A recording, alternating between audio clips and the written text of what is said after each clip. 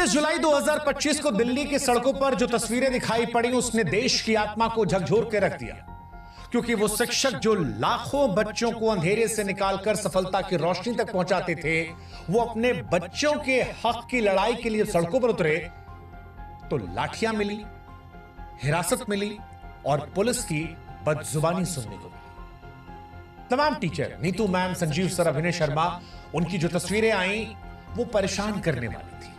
परेशान इसलिए क्योंकि गुरु अपने छात्रों के हक की बात करने आए थे। एक टीचर का टूटा हुआ हाथ दिखाई पड़ा और तब लगा कि ये उस व्यक्ति की चोट नहीं है, उस व्यवस्था की गूंगी बर्बरता का प्रतीक है जो इंसाफ देने से डरती है। सवाल उठा कि क्या यही वो भारत की कल्पना है जो हमने की है, जहां गुरु को सजा मिलती है क्योंकि वो अपने बच्चों के लिए आवाज उठा रहा है? सच कहें तो ये जख्म सिर्फ शरीर पर नहीं है, हर उस मेहनतकश युवा की उम्मीद पर लगे घाव हैं जो दिन रात मेहनत करके नौकरी की आस लगाए बैठा है। ये हर उस मां बाप की पीड़ा है जो बच्चे को बेहतर कल देना चाहती है। और इसीलिए हम कह रहे हैं कि ये सिर्फ एक प्रदर्शन नहीं है, ये उस व्यवस्था के खिलाफ एक चीख थी जो पारदर्शिता का दावा तो करती है लेकिन सवालों से आंखें चुरा लेती है।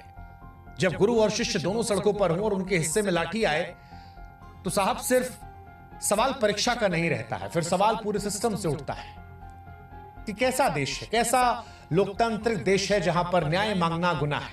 क्योंकि जब शिक्षक और छात्र दोनों इंसाफ की मांग करते लहूलुहान हो तो लड़ाई सिर्फ उनकी नहीं होती है, लड़ाई पूरे समाज की होती है। और आज इसीलिए एसएससी सीजीएल विवाद पर जब उम्मीदें टूटी तो हमें लगा कि आइए इनका साथ दे एक बेहतर भविष्य के लिए।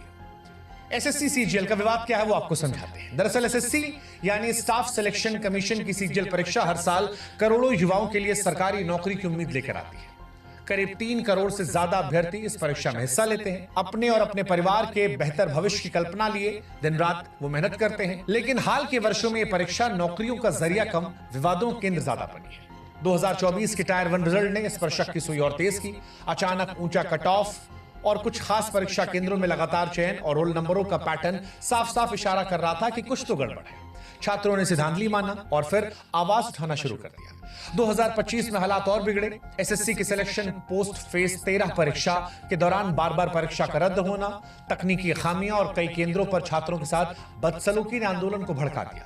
हजारों अभ्यर्थियों और शिक्षक दिल्ली चलो आंदोलन के तहत दिल्ली के जंतर मंतर और कई और इलाकों पर प्रदर्शन करने पहुंचे, न्याय की मांग कर रहे थे। लेकिन इस न्याय की मांग के बीच में इन्हें लाठियां, गिरफ्तारी और इनके गुरुओं की पिटाई को देखना पड़ा। जो शिक्षक अपने छात्रों को देश के निर्माण की राह दिखा रहे थे आज लहूलुहान थे।